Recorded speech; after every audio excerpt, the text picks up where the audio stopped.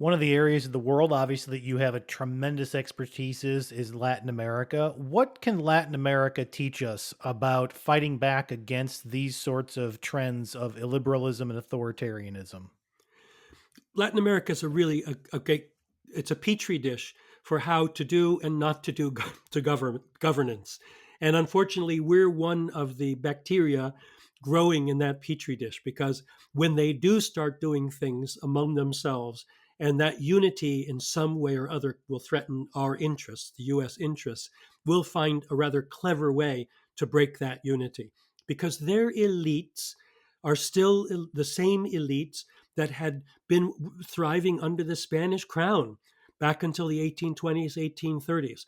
We came in, we called it the Monroe Doctrine, and we had our reasons, to keep the French and the British and everybody else out of, quote, our backyard and stuff. But it was even more clever that what we did is we kept them subordinated, not necessarily subjugated, but subordinated to us and eager to please us.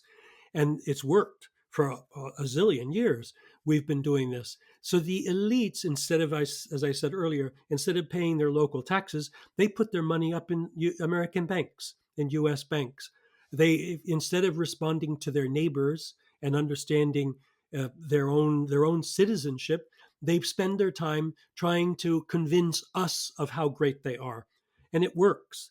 It really works. So we right now have in Latin America the wave. There's a pendulum in Latin America that you go toward. Let's use the words left and right.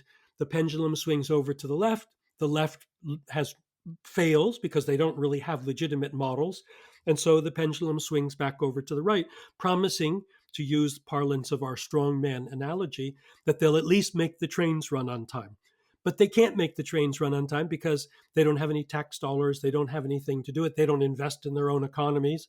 They want the Chinese to come and build their infrastructure. They wanted us to do it, but we said, no, we're not going to do it. And now the Chinese are going and building their infrastructure. But later on, the people will find out, nope, they can't even make the trains run on time. And the pendulum will swing back and forth.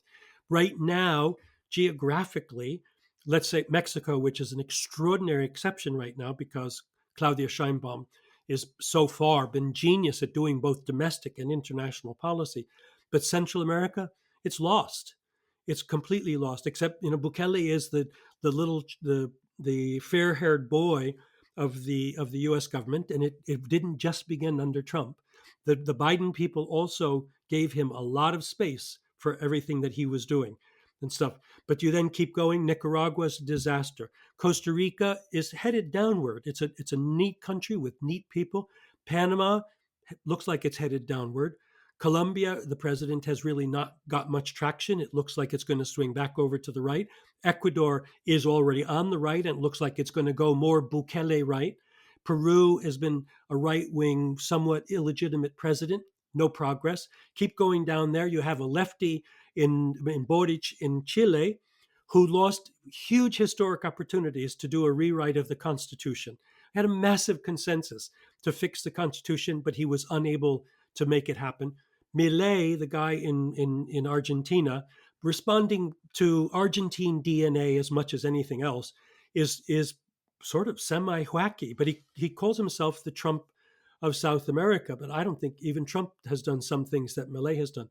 Then you have moving up, you have Uruguay, Paraguay, stuff. You have Brazil with a very much more mature former lefty, now sort of center left Lula, but who's not doing much.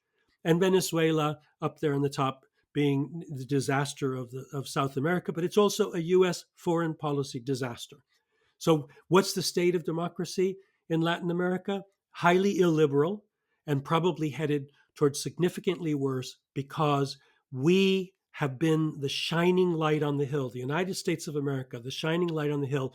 We have also been the taskmasters who said to them, thou shalt not violate human rights. Thou shalt not do this. You shalt not encourage corruption. You shalt not, you shalt not, you shalt not. And then they look at us and they say, you hypocrites, look at you. And you want us to do it? No, thank you. Not going to happen.